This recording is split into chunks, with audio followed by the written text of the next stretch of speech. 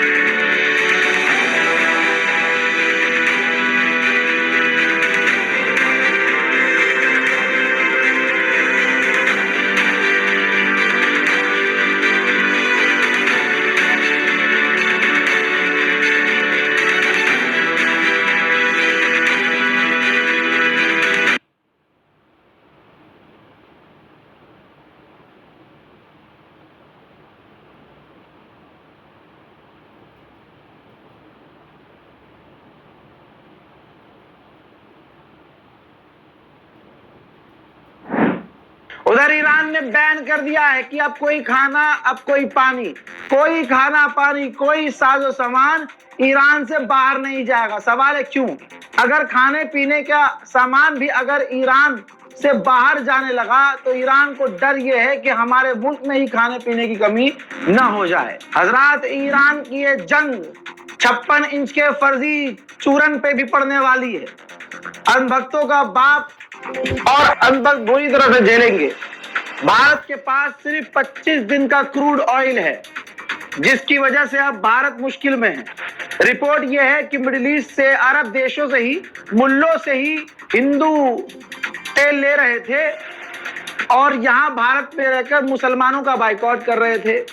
मुंह में उनके वक्त ने ऐसा थूका कि अब मिडिल ईस्ट से तेल नहीं ले पा रहे हैं, तो अब मोदी सोच रहे हैं कि किसी और से तेल लिया जाए। अब किससे लेंगे? यहां पर अंधभक्तों का बाप फंस जाएगा, यहां पर फंसेगा। रूस से तेल अगर लिया, रूस से अगर बिजनेस दोबारा शुरू किया, तो फिर से ट्रंप गुद्दी पकड़ के थप्पड़ पे थप्पड़ बजाएगा। अब क्या हो रहा है पापा?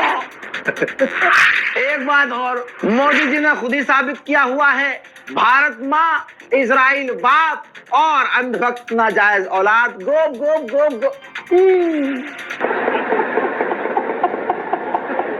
$75 या $76 पर बैरल तेल का दाम होना चाहिए, जो अब $85 और $86 पर बैरल पहुंच चुका है और तेजी से तेल के दाम बढ़ रहे हैं और गड़जट्टों का तेल निकल रहा है। ईरान ने वर्ल्ड वॉर 3 का ऐलान कर दिया है। ईरान के विदेश मंत्रालय ने ऐलान कर दिया है कि जो जंग अमेरिका ने शुरू की, वो जंग पूरे मिडिल ईस्ट में फैल चुकी है और बहुत जल्द इस जंग के चपेट में, इस आग के चपेट में यूरोप आने वाला है। फिर यूरोप के बाद धीरे धीरे सारी दुनिया इस जंग के लपेटे में आने वाली है। और दुनिया याद रखे, ये जंग अमेरिका ने शुरू की है। डोनाल्ड ट्रंप पर पूरी दुनिया से लानत पड़ रही है, लेकिन अंधभक्त डोनाल्ड ट्रंप का पेशाब पीने को फौरन तैयार है। हज़रात मोहतरम, ईरान की कई सारी मिसाइलें कुछ ही देर पहले तेल अवीव, हाइफा, जेरूशलम, अलग अलग इलाकों में गिरी हैं। तस्वीर देखिए। ראיתי את זה בלייב, רצתי לפה. אין בית. זה רק כי נשאר.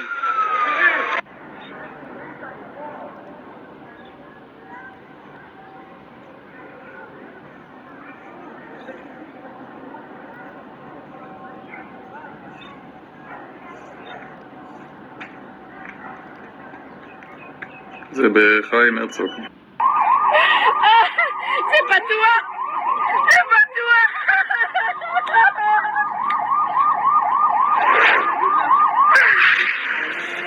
हजरत देखा आपने किस तरह से ये इजराइल में ईरान की मिसाइल गिरी है।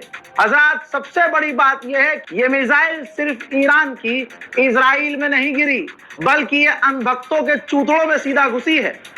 सीने में दर्द भारत में बहुत सारे गूखोरों के सीनों में हो रहा है। हमारे सीनों में तो खामनाई का दर्द बिना 500 रुपये लिए है। जो 500 रुपये में पापा की तारीफ करते हैं, उनको क्या पता कि वफा और प्यार क्या होता है।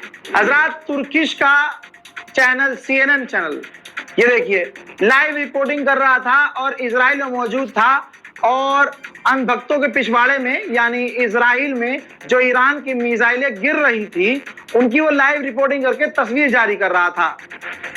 इजराइल को बुरा लगा जैसे अनभक्तों को बुरा लग रहा है, हिंदूवादियों को बुरा लग रहा है, रो रहे हैं कुत्ते की तरह, अरे ये मुसलमान भारत के क्यों रो रहे हैं? तो भाई साहब, उस पत्रकार को गिरफ्तार कर लिया इजराइल ने। इसी तरह से चाइना का भी मीडिया दुनिया को दिखा रहा है कि इजराइल के इन जगहों पर ईरान की मिसाइलें गिरी हैं, जिससे तबाही मची है। पूरी दुनिया को मैं बताना चाहता हूं कि ये ईरान की मिसाइलें जो तेल अवीव में गिर रही हैं, ये सिर्फ तेल अवीव में नहीं बल्कि हिंदूवादियों के चूतड़ों में जाकर घुस रही हैं। यहाँ और दर्द बहुत हो रहा है, लेकिन बेचारे कैमरे पे रो नहीं सकते। भारत का मुसलमान या दुनिया का मुसलमान प्योर होता है, कोई फिल्टर नहीं होता है। किसी से मोहब्बत तो उसके नुकसान में मुसलमान रोता भी है, और है अगर किसी से नफरत तो खुल्लम खुल्ला कहता है कि तुमसे नफरत है। लेकिन गांव चट्टों का अलग ही रूल है। उनका रूल ये है, यहूदी और मुसलमान की जंग हो रही है, लेकिन हमें हिजड़ों की तरह ताली बजाकर नाचना है। गजब बेइज्जती है। वहीं यूएई में 3 लोगों की मौत हो चुकी है ईरान के हमलों से और 68 लोग घायल हैं। मिडिल ईस्ट से अब पूरी दुनिया में तेल जाना बंद हो चुका है। इंडोनेशिया परेशान हो चुका है। इंडोनेशिया अमेरिका से तेल लेने के लिए अमेरिका से रिक्वेस्ट कर रहा है, भाई हमें तेल भेज दो। यूएई के राष्ट्रपति से यूक्रेन के राष्ट्रपति ज़ेलेंस्की ने फोन पर बात की है और कहा है कि हम आपकी मदद करेंगे ईरान की मिसाइल और ड्रोन रोकने के लिए। जबरदस्ती मदद करने जा रहा है, जबकि कोई यूक्रेन से मदद मांग नहीं रहा, क्योंकि सबको पता है कि साला मदद करेगा फिर पैसा मांगेगा भिखारी। ब्रिटेन ने आधिकारिक तौर पर बताया है कि हमने ईरान के 73 मिसाइलें और 71 ड्रोन रोके हैं। ईरान के विदेश मंत्रालय ने वो बात अब कही जो रजा गराफी 1 महीने पहले बोल चुका था, और मेरे देखने वाले इस बात को जानते हैं, कमेंट कर देना। ईरान के विदेश मंत्रालय ने कहा कि अमेरिका ने ईरान को 2 बार धोखा दिया है, बात करने का ड्रामा किया है। ये सब ड्रामा था, बातचीत उनका ड्रामा था, उनको हमला करना था, उन्होंने वही किया। ईरान भी लगता है 2 GB रैम वाला है। जब टुच्चा मुच्चा पत्रकार इस बात को पहले से बोल चुका था कि ईरान भरोसा ना करे, ईरान को धोखा देगा अमेरिका, लेकिन फिर बात क्यों कर रहा था? ईरान को तो बात ही नहीं करनी चाहिए थी भाई। हमला वो तब भी करता, हमला उसने अब भी किया। ईरानियन विदेश मंत्रालय इजराइल को पूरी तरह से नंगा करके मानेगा। ईरानियन विदेश मंत्रालय ने कहा कि अमेरिका के लोगों को सोचना चाहिए, क्या उनको हमसे खतरा था? नहीं। क्या हमने वॉरशिप अमेरिका के खिलाफ भेजे थे? नहीं। क्या हमने अपनी फौज अमेरिका के खिलाफ भेजी थी? नहीं। क्या हमने कोई aircraft carrier, drone aircraft carrier क्या अमेरिका के खिलाफ भेजे थे? नहीं। हमसे अमेरिका को कोई खतरा नहीं था। ये सारा का सारा खेल नेतन्याहू का है। लीजिए वो तस्वीर जिसका आपको इंतजार है और इस वीडियो को शेयर कर दीजिएगा। वो बच्चियां जिनका इतिहास में अब नाम रहेगा कि अमेरिका इजराइल ने जैसे गाजा फिलिस्तीन में नरसंहार किया, वैसे ही ईरान में भी सिविलियंस का नरसंहार, बच्चियों का नरसंहार किया। दोस्तों 165 स्कूल गर्ल्स, स्कूल की बच्चियां जिनके हॉस्टल पर इजराइल ने निशाना बनाया, बम मारा, कत्ल किया लड़कियों का, बेगुनाह लड़कियों का कत्ल किया, खून बहाया। 165 लड़कियां मारी गई, जिनके आखिरी रसूमात, जिनको कब्र तक दफनाने की तस्वीर अब आ गई है। अल्लाह अकबर। पूरी दुनिया में है कोई ऐसा इंसान जो कह दे कि हाँ ये काम अच्छा हुआ है? कोई नहीं कहेगा। लेकिन दुनिया खामोश है। बल्कि उल्टा हो रहा है। इजराइल जहां ईरान की मिसाइलें गिर रही हैं, वहां जाकर वीडियो बना के कह रहे हैं कि सिविलियंस को निशाना बना रहा है। और ये जो 165 लड़कियां, बच्चियां छोटी छोटी जो इसने इजराइल ने मारी, उस पर कोई कुछ नहीं बोल रहा है। अब यहां पर दूसरी बात भी जान लीजिए, भारत के खास हिंदूवादी समुदाय को क्यों अच्छा लग रहा है इजराइल? इसीलिए अच्छा लग रहा है क्योंकि भारत के हिंदूवादियों का और इजराइल का, यहूदी आतंकवाद का बिल्कुल कैरेक्टर एक है। सबूत चाहते हैं? उत्तर प्रदेश पुलिस का शुक्रिया।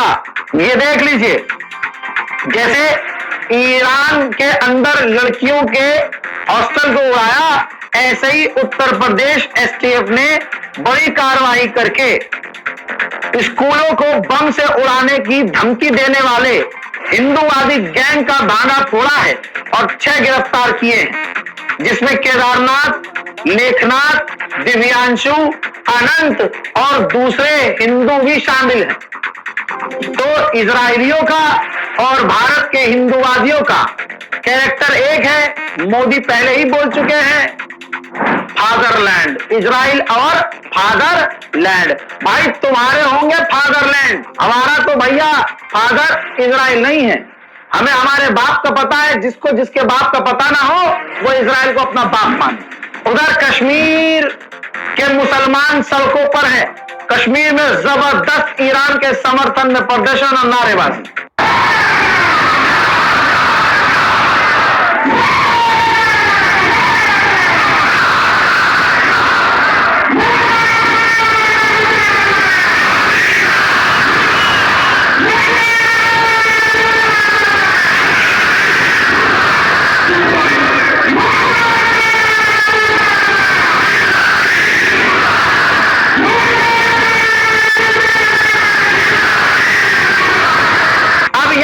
बात ये उठ रही है, सड़ा हुआ समाज कह रहा है कि पहलगाम हमले में फिर कहां थे?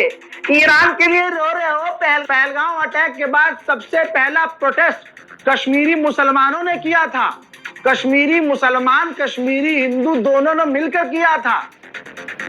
हालांकि आज तक कोई ये नहीं बता पा रहा है कि पाकिस्तान से आतंकवादी आए, हमला करे और चले भी गए। समझ रहे हो? तो चौकीदार कितना, या तो चौकीदार ने ये काम करवाया या चौकीदार कमजोर है। यहां पर अपने बाप पर कोई सवाल नहीं करता, लेकिन खामनाई पर रो रहे हो। पहलगाम अटैक में कहां थे? अरे गंदी नस्ल से पैदावार, फटे हुए कॉन्डम के शिकार। ये देखो, देख लो भाई, फर्स्ट पोस्ट का वीडियो लगा रहा हूं, जो खुद गोदी मीडिया का चैनल है, उसने भी कवर किया था कि उसी दिन, जिस दिन आतंकवादी हमला हुआ कश्मीर में, मुसलमानों ने जबरदस्त रैली करी थी। कश्मीर का एक एक मुसलमान सड़क पर था। पाकिस्तान के झंडे जलाए गए थे, पाकिस्तान मुर्दाबाद के नारे लगाए गए थे। इसके बावजूद, ये तस्वीर देखने के बावजूद, कोई हिंदू अगर ये कह रहा है कि कश्मीर के हमले में, पहलगाम हमले में मुसलमान कहां थे? और दोस्तों समझ रहे हो ना, उस दिन उसके बाप को सो जाना चाहिए था। अगर सही टाइम पर उसका बाप सो जाता तो आज अंधभक्त ये ना कहता पहलगाम में मुसलमान तब कहां थे। आंखों देखी देखने के बाद भी कोई अंधुआ ये कहे कि कश्मीर में मुसलमान तब कहां थे जब पहलगाम अटैक हुआ था। अगर आंख से देखकर भी ये कह रहा है, और मैंने दिखा दिया ना, मैंने अब तो दिखा दिया, इसके बावजूद अगर कोई कहे हिंदू तो भाई पहलगाम हमले में मुसलमान कहां थे, तो भाई उसे कोई फर्क नहीं पड़ता कौन मर रहा है कौन जी रहा है। उसे मजा सिर्फ इस बात पे आ रहा है कि मुसलमान को तकलीफ हो रही है, मुसलमान का आंसू निकलना चाहिए। मुसलमान को परेशान कर करके और मुसलमान को ही परेशान करने का ख्वाब दिखाकर जो सरकार बार बार सरकार बना रही हो, हाय हाय। मैं चलूं? इतना ही बजाना काफी है, अभी फिर से बजाएंगे। रिपोर्ट शेयर कीजिएगा, चैनल को सब्सक्राइब कीजिएगा, मेरा इंतजार कीजिएगा, दुआ में भी याद रखिएगा। जय हिंद।